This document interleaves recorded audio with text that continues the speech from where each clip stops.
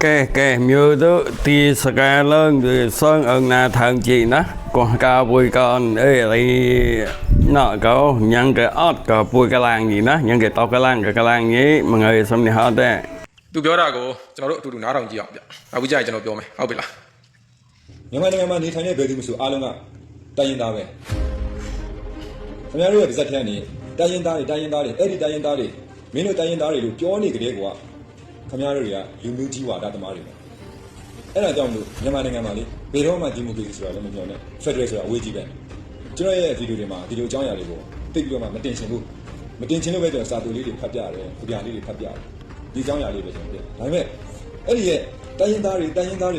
မင်းတို့တိုင်းရင်းသားတွေကအဲ့ဒီတိုင်းရင်းသားတွေကဆိုတဲ့စကားတွေကိုအများဆုံးကျွန်တော်ကြားနေရတယ်။ပဏိပခဖြစ်မှာစိုးလို့ကျွန်တော်ဒီလောက်ပဲပြောမယ်။မြန်မာနိုင်ငံမှာ135မျိုးသောလူမျိုးနယ်စုတိုင်းရင်းသားတွေထဲမှာမပါရလောက်အောင်ခင်ဗျားကပါလူမျိုးလဲ။တိုင်းရင်းသားတွေလို့ပြောရလောက်အောင်ခင်ဗျားကတော့တိုင်းရင်းသားတရားမဟုတ်ဘူးလား။ဒီစားစဉ်းစားတယ်။မြန်မာနိုင်ငံမှာလက်ရှိလက်ခံထားတာတိုင်းရင်းသားပေါင်း135မျိုးရှိတယ်လို့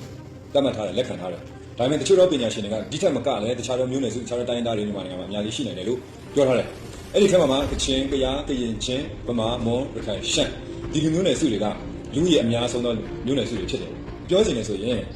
တောင်ပေါ်ဒေသကတိုင်းရင်းသားတွေမြေပြန့်ဒေသကတိုင်းရင်းသားတွေဒါမှမဟုတ်ရင်ကမ်းရိုးတန်းဒေသကတိုင်းရင်းသားတွေအဲ့လိုပြောပါလား။ကချင်၊ကယား၊ကရင်ချင်းဗမာမွန်ရခိုင်ရှမ်း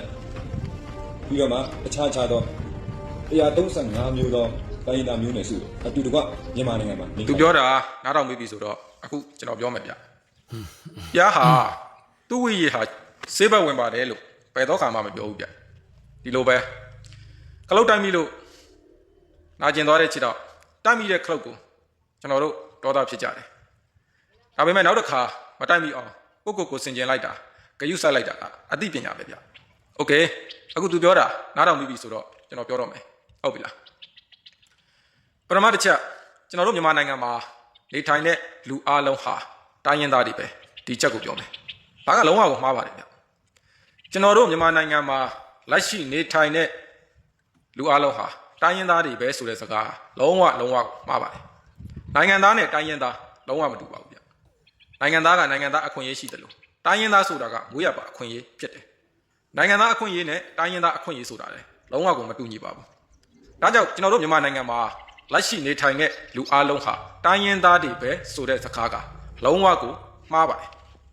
နော်ဒါကကျွန်တော်ပထမဆုံးပေးခြင်းတဲ့ complaint ဖြစ်တယ်ဟုတ်ပြီဒုတိယ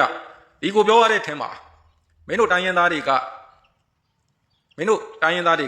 သုံးတဲ့စကားကလူမျိုးကြီးဝါဒကျင့်သုံးတယ်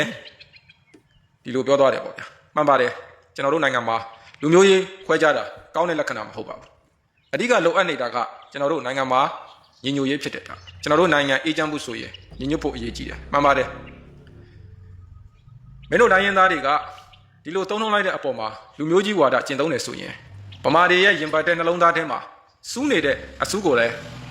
တိုင်းရင်းသားတွေတက်နှုတ်ပေးဖို့လိုအပ်တယ်ဗျဒါကဘာလဲဆိုရင်အာနာရှင်အာနာယူလူမျိုးဒါကိုဂဂနနာနဲ့သိဖို့လိုအပ်တယ်အာနာရှင်ဟာတိုင်းသားတွေအမြင်မှာဗမာအာနာယူဟာတိုင်းသားတွေအမြင်မှာဗမာဒါကြောင့်ဗမာသည်အာနာယူဗမာသည်အာနာရှင်ဒီလိုမြင်တဲ့အမြင်မျိုးအဆက်ဆံခံနေရတဲ့ဗမာလူမျိုးတွေရဲ့ရင်ပတ်ထဲကအစူးကိုလည်းထုတ်ပေးဖို့တော့လိုအပ်တယ်ဗျဒါကြောင့်အခုပြောနေတဲ့အကိုကဗမာလားတိုင်းရင်းသားလားဗမာတိုင်းရင်းသားလားတခြားတိုင်းရင်းသားလားကျွန်တော်ကနနာမသိဘူးဗမာဆိုရင်တော့ကျွန်တော်ဒီစကားလေးတစ်ခုတော့မစိတ်ပေးခြင်းတယ်ဗျဗမာကဗမာကိုချစ်တဲ့ဝန်တာနုစိတ်ဓာတ်လေးကိုအရင်မွေးပါနောက်တစ်ခုကကို့အနီးနားဝန်းကျင်ကိုမိသားစုနဲ့ကို့အနီးနားပတ်ဝန်းကျင်မှာရှိတဲ့ဗမာတွေကိုလည်းဗမာကဗမာကိုချစ်တဲ့ဝန်တာနုစိတ်လေးတွေကိုပြိုးထောင်ပေးပါလို့မစိတ်ပြေးခြင်းတယ်ဟုတ်ပြီ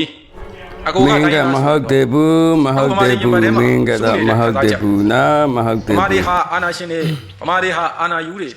ဒီလိုအစူးတွေကိုလည်း